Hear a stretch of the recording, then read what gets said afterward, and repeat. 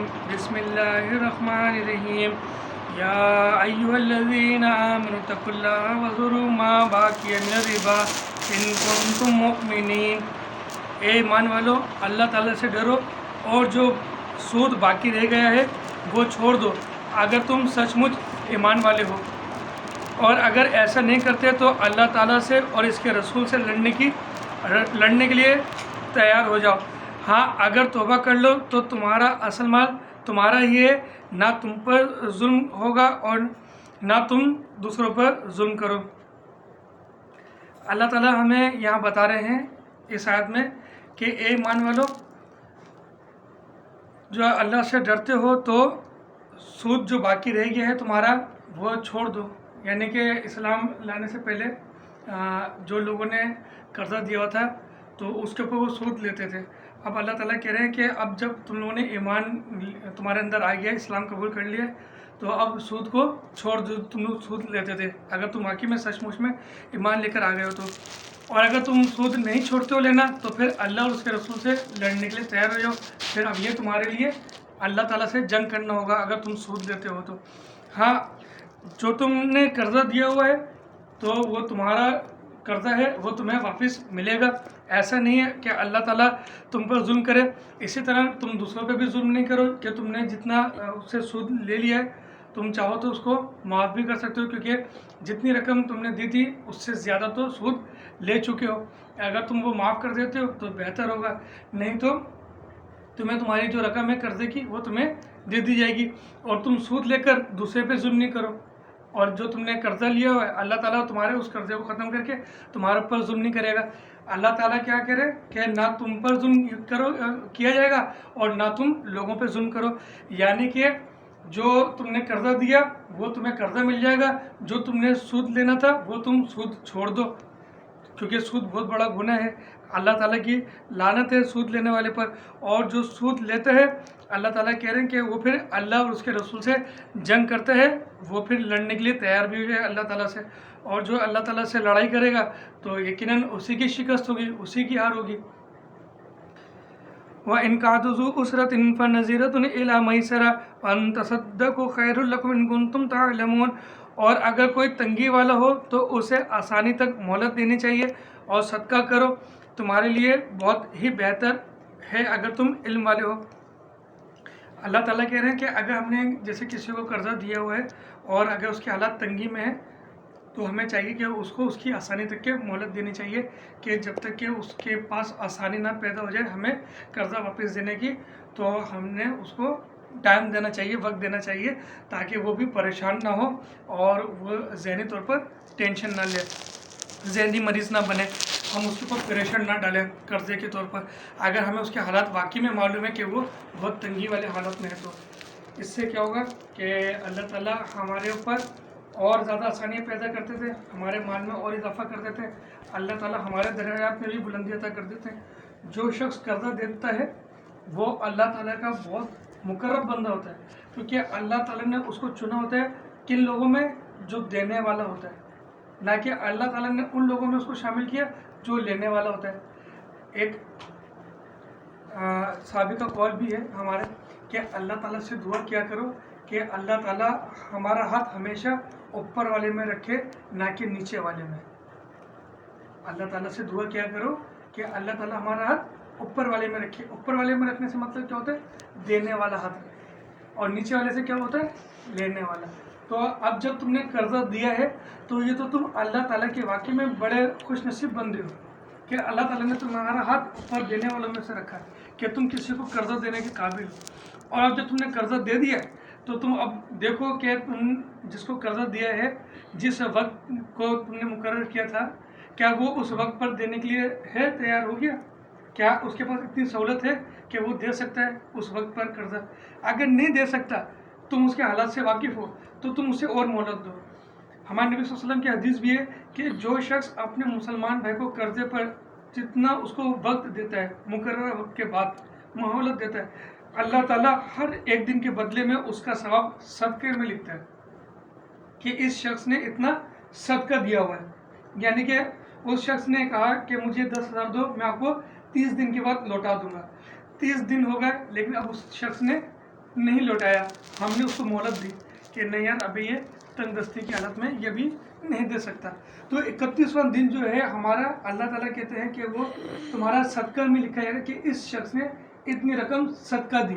پھر 32واں دن ہو گیا, پھر اللہ تعالیٰ نے وہ صدقے میں لکھ دیا کہ اس شخص نے اتنی رقم صدقہ عطا کیا. تو یہ ہمارا کیا ہوتا ہے, صدقہ جارہ ثواب میں ہماری رقم بھی اپنی جگہ پہ برقرار ہے اور نامہ اعمال میں ہمارا صدقہ لکھا جا رہا ہے, مہلت دینے والا. یہ اللہ تعالیٰ ہم پر اتنا غفور رحیم ہے. وہ اس لیے ہم پر غفور رحیم ہے کہ جب ایک شخص نے مہلت دی یہ دیکھ کر کہ نہیں یار یہ میرا مسلمان بھائی پریشان ہے, یہ تنگ دستی میں ہے, میں اس کو بھی تنگ کروں گا تو یہ اچھی بات نہیں ہوگی, مجھے اسے مہلت دینی چاہیے.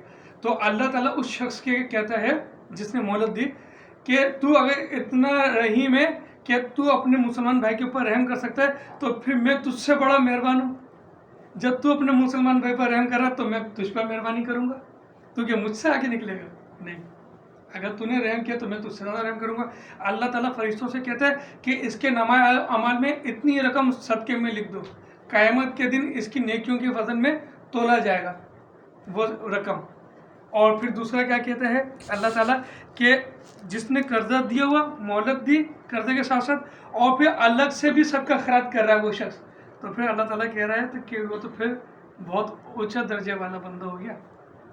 بس ساتھ میں کیا ہے, جیسے اللہ تعالیٰ نے پیچھے میں بتایا کہ جو صدقہ خیرات کرے تو پھر وہ احسان نہیں جتلائے. جو احسان جتلا دیتا ہے تو پھر کیا ہو جاتا ہے, پھر اللہ تعالیٰ اس کے اوپر لعنت دیتے ہیں. پھر احسان نہیں جتلانا چاہیے. اللہ تعالیٰ کو وہ شخص پسند نہیں جو احسان جتائے, یعنی کہ کسی کو صدقہ کرے اور پھر اس کے بعد اس کو یہ جتا دے. اور اللہ تعالیٰ آگے کیا کہہ رہے, ڈرو اس دن سے جب تم سب کو اللہ تعالیٰ کی طرف لوٹایا جائے گا اور ہر شخص کو اس کے اعمال کا پورا پورا بدلہ دیا جائے گا اور ان پر ظلم نہیں کیا جائے گا. ان پر ظلم نہیں کیا جائے گا کا مطلب کیا ہے کہ اگر جو شخص کو یہ یاد ہے, جو شخص کو یہ یاد ہے کہ اللہ تعالیٰ نے ہمیں یہ جہنم میں ڈال دیا, ہمارے تو کوئی اعمال ایسے نہیں تھے, تو اللہ تعالیٰ نے ان کو دنیا میں یہ بات بتائی کہ کسی کے اوپر ظلم نہیں کیا جائے گا. جو تم نے دنیا میں کیا ہے نا وہی تمہیں اس کے بدلے میں ملا ہے. ایسا نہیں ہے کہ کسی کو جنت دے دی تو دوسرا شخص جہنم میں جس کو ڈالا ہے وہ یہ سمجھے کہ اللہ تعالیٰ نے میرے ساتھ ظلم کیا, مجھے جہنم میں ڈالا, اس کو جنت میں ڈالا, اللہ تعالیٰ نے یہ فیصلہ غلط کیا, یہ صحیح فیصلہ نہیں کیا. تو اللہ تعالیٰ ہرگز بھی ایسے نہیں ہے. اللہ تعالیٰ کسی کا بےمانی کر سکتے ہیں؟ نہیں کر سکتے. اللہ تعالیٰ کہہ رہے ہیں کہ تم نے جیسے دنیا میں کیا نا تمہیں ویسا ہی بدلہ تمہیں مل رہا ہے. تم نے اگر دنیا میں اچھے کام کیے ہوتے تو تمہیں آج جنت ملتی, اور اگر تم نے جو برے کام کیے تو تمہیں اسی برے کام کے بدلے میں تمہیں جہنم میں ڈالا جا رہا ہے. اللہ تعالیٰ ہرگز بھی کسی کے ساتھ ظلم نہیں کرتا اور نہ کرے گا وہ.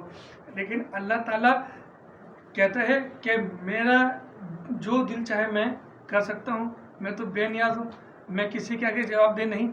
لیکن اللہ تعالیٰ نے یہ جو بات کہی ہے نا کہ میں جسے چاہے بخشوں, جسے چاہے عذاب دوں, اس کا مطلب یہ ہے کہ اللہ تعالیٰ کسی کو جو جہنم میں جانے والا ہوتا ہے نا, کسی کو کسی ایک نیکی پر پسند فرما کے اس سے معاف کر کے اسے جنت میں ڈال دے گا. جہنم میں نہیں ڈالے گا اللہ تعالیٰ کسی کو مطلب سے اس شخص کو جو جنت میں ہوگا, جنت میں جا رہا ہوگا, لیکن اس کی ایک غلطی کی وجہ سے اللہ تعالیٰ اس کے سارے نیکیوں کو ضائع کر دیں اور جہنم میں ڈال دیں.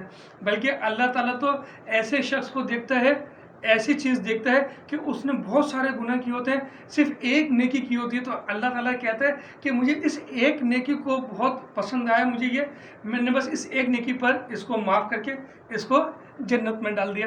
اب جس کو جنت میں ڈالا تو جہنم میں جو گئے ہیں لوگ وہ اللہ تعالیٰ سے پوچھ سکتے ہیں کہ تو نے ایسا کیوں کیا. کسی کے اندر ضرورت نہیں ہے. اللہ تعالیٰ ان لوگوں کے کہہ رہے ہیں کہ میں جسے چاہوں معاف کر دوں, جنت میں ڈال دوں. لیکن اللہ تعالیٰ کہہ رہے ہیں یہ ساتھ ساتھ بھی یہ بات بھی کہہ رہے ہیں کہ میں کسی کے اوپر ظلم نہیں کروں گا. جس کو جنت میں جانا ہے وہ جنت میں جائے گا, جسے جہنم میں جانا ہے وہ جہنم میں جائے گا. ہاں, جس نے اپنے آپ کو دنیا میں ایسا بنایا کہ وہ جنت میں جائے, لیکن اس سے اگر ایک خطا ہو گئی تو میں اسے معاف کر دوں گا. کیوں معاف کر دوں گا؟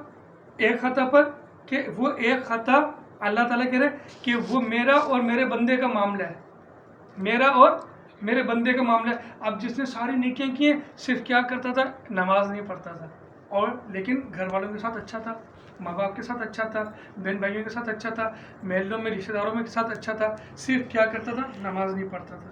اب جب وہ شخص مرا تو اللہ تعالیٰ نے اس کو معاف کر کے جنت میں ڈال دیا. اب جو شخص 5 وقت کا نمازی تھا وہ جہنم میں ڈالا جا رہا ہے. اب وہ نمازی اللہ تعالیٰ سے پوچھے کہ اللہ تعالیٰ میں نے تو ایک بھی وقت کی نماز قضا نہیں کی اور پھر بھی مجھے جہنم میں ڈال رہا ہے, اور یہ تو ایک بھی وقت کی نماز نہیں پڑھتا تھا, تو نے پھر بھی اس کو جنت دی, تو کیوں؟ تو اللہ تعالیٰ اس کو بتائیں گے کہ اس شخص نے اپنے حقوق العباد کو پورا رکھا تھا, نماز نہیں پڑھتا تھا, یہ میرا اور میرے بندے کا معاملہ تھا, میں نے چاہا تو میں نے معاف کر دیا. نماز پڑھنا تو میرا معاملہ تھا نا, نماز کس کے لیے پڑھنی تھی؟ اللہ کے لیے پڑھنی تھی, میں نے معاف کر دیا. لیکن تو نمازیں تو پڑھتا تھا, لیکن تجھ سے تیرے ماں باپ خوش نہیں تھے, لیکن تجھ سے تیرے پڑوسی خوش نہیں تھے, تجھ سے تیرے بہن بھائی خوش نہیں تھے, تو پھر فائدہ کیا ہے ایسی نمازوں کا؟ اس لیے میں نے تیری نمازیں تیرے منہ پر مار دیں اور تجھے جہنم میں ڈال دیا, کیونکہ تو نے حقوق العباد پورے نہیں کیا. پھر فائدہ کیا ہوا ایسی نماز پڑھنے کا؟ تو یہ قرآن پاک جو ہے نا ہمارا بیٹا, ہمیں یہ سیدھی راہ پر چلنے کی ہمیں ہدایت بتاتا ہے کہ ہمیں کس ڈائریکشن میں چلنا چاہیے تو ہم اپنی منزل تک کے پہنچ جائیں گے. یعنی کہ ابھی ہمیں اگر کالا بورڈ پہنچنا ہے تو ہمیں کالا بورڈ پر پہنچنے کے لیے ایک میپ کی ضرورت ہے, ایک نقشے کی ضرورت ہے. ہم اس نقشے پر ایسے ایسے جائیں گے, ان گلیوں سے ان راستوں سے جائیں گے تو سیدھا ہم اپنے منزل پر, اپنے ٹھکانے پر, کالا بورڈ پر پہنچ جائیں گے. لیکن اگر ہم میپ کو چھوڑ کر الٹے سیدھے راستوں میں جائیں, بھٹک جائیں, غلط گلیاں چنیں, تو ہم کالا بورڈ کی جگہ کہیں اور ہی پہنچ جائیں گے, جانا ہمیں کہاں تھا اور ہم کہاں نکل گئے. تو یہ وہ کتاب ہے جو ہمیں سیدھے راستہ بتاتی ہے کہ ہم نے کہاں جانا ہے, اور جو جس نے اس کو سمجھ لیا, اس کو تھام لیا, اس کو دیکھتے ہوئے اپنی زندگی کو بنا لیا, تو وہ پھر اپنے اصلی ٹھکانے پر کہاں پہنچ جائے گا؟ جنت میں. اور جس نے اس کو چھوڑ دیا وہ بھٹک گیا, اور وہ جو بھٹک گیا پھر وہ کہاں جائے گا؟ جہنم میں.